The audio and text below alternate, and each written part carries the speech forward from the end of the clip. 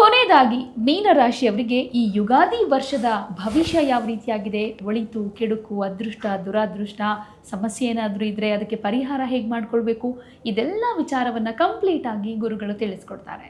ಮೀನರಾಶಿ 2026 ಯುಗಾದಿ ವರ್ಷ ಭವಿಷ್ಯ ಹೇಗಿದೆ?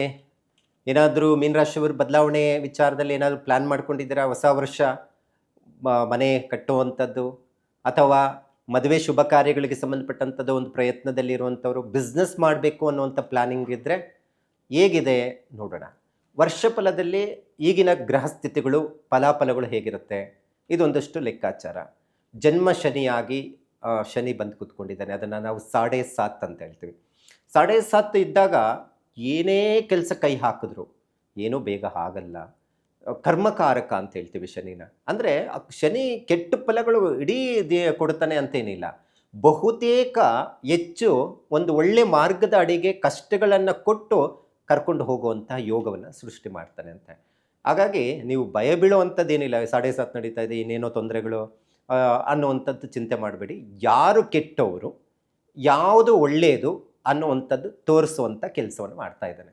ಹಾಗಾಗಿ ಏನು ಶನಿ ಇಡೀ ವರ್ಷ ಬದಲಾವಣೆ ಏನಾದರೂ ಇದೆಯಾ ಅಂತ ನೋಡೋಕೋದ್ರೆ ಇಡೀ ವರ್ಷ ಮೀನ ರಾಶಿಯಲ್ಲಿ ಇರ್ತಾನೆ, ಏನು ಬದಲಾವಣೆ ಇಲ್ಲ. ಆದರೆ ಗುರುಗ್ರಹ ಬದಲಾವಣೆ ಇದೆ. ಒಂದಷ್ಟು ಗ್ರಹಗಳ ಬದಲಾವಣೆಯಿಂದ ಒಂದಷ್ಟು ಯೋಗಗಳು ಸೃಷ್ಟಿ ಆಗಬಹುದು. ಅದು ಗುರು ಈಗ ನಾವು ವರ್ಷದ ಪ್ರಾರಂಭ ಯುಗಾದಿಯಿಂದ ನಾವು ನೋಡೋಕ್ಕೋದ್ರೆ ಈಗ ಸದ್ಯದ ಮಟ್ಟಿಗೆ ಗುರುಬಲ ಇಲ್ಲ. ಯುಗಾದಿ ಪ್ರಾರಂಭ ವರ್ಷದಲ್ಲೇ ಗುರು 4ನೇ ಮನೆಯಲ್ಲಿ ಇರುತ್ತೆ.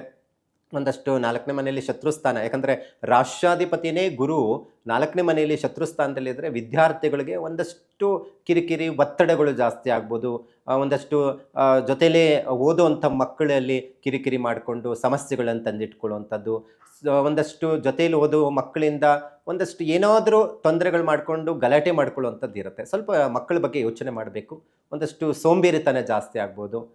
ಬೆಳಗ್ಗೆ ಎದ್ದೋಳಲ್ಲ, ಓದೋದ್ರ ಮೇಲೆ ಗಮನ ಇರೋಲ್ಲ, ಈ ಎಲೆಕ್ಟ್ರಾನಿಕ್ ಸಂಬಂಧಪಟ್ಟಂಥದ್ರ ಮೇಲೆ ವ್ಯಾಮೋಹ, ದುಶ್ಚಟಗಳಿಗೆ ಒಳಗಾಗುವಂಥದ್ದು, ಕೆಟ್ಟ ಹುಡುಗರ ಜೊತೆ ಸೇರೋದು, ಈ ಥರದ್ದು ಒಂದಷ್ಟು ಪ್ರಾಬ್ಲಮ್ ಕಾಣಿಸುವಂಥದ್ದು ಇರುತ್ತೆ. ಯಾಕಂದರೆ ಈಗ ಯುಗಾದಿಯಿಂದನೇ ನಾವು ಎಕ್ಸಾಮ್ಸ್ಗಳು ಬರ್ತಾ ಇದೆ ಮಕ್ಕಳಿಗೆ.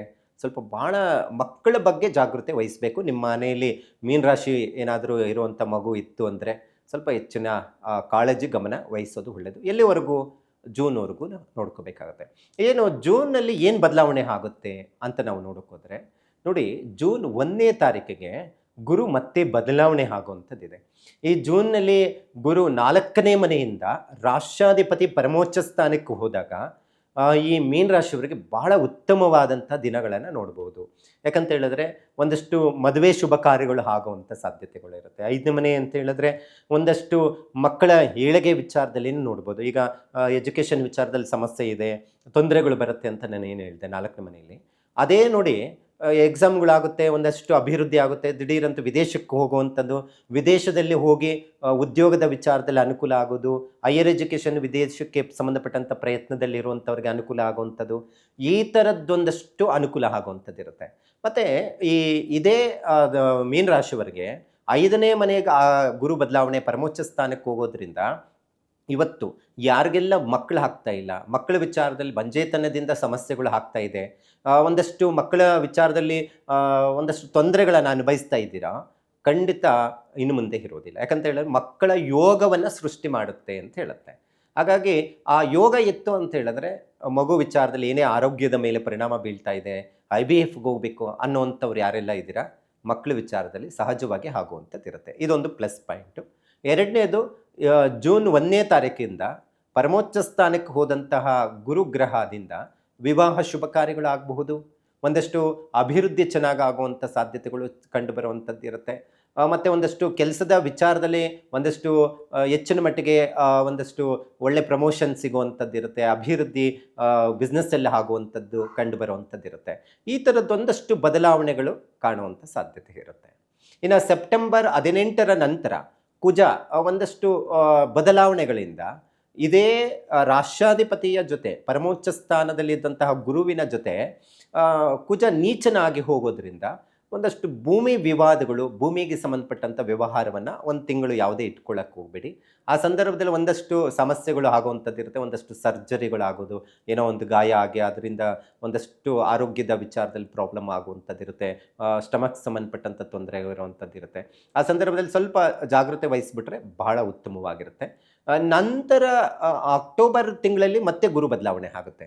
ಅದು ಪಂಚಮ ಸ್ಥಾನದಿಂದ 6ನೇ ಮನೆಗೆ ಗುರು ಬದಲಾವಣೆ ಆದಾಗ ಸ್ವಲ್ಪ ಖರ್ಚುಗಳು ಜಾಸ್ತಿ ಆಗಬಹುದು.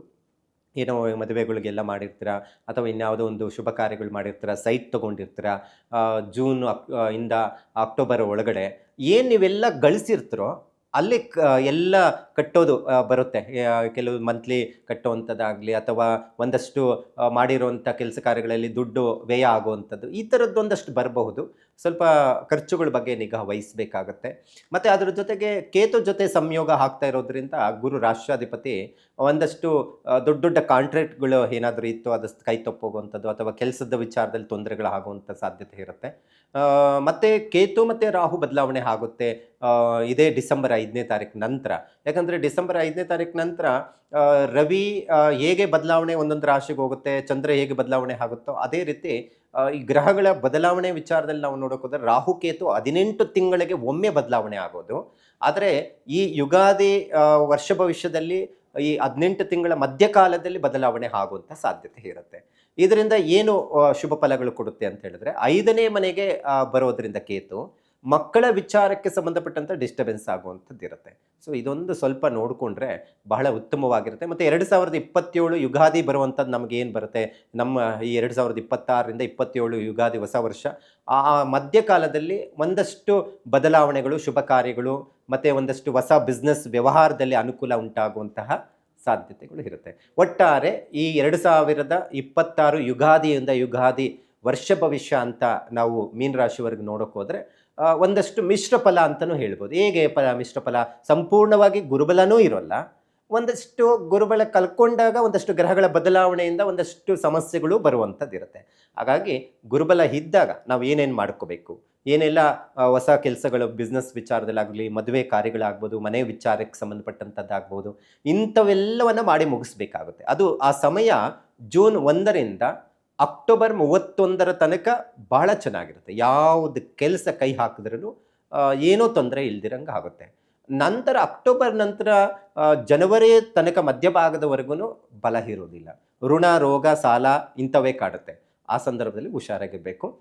ಆಮೇಲೆ ಯುಗಾದಿ ನಂತರ ಹೊಸ ವರ್ಷದ ನಂತರ ಒಂದಷ್ಟು ಮಧ್ಯಕಾಲದಲ್ಲಿ 1-2-3 ತಿಂಗಳು ಬರಬಹುದು.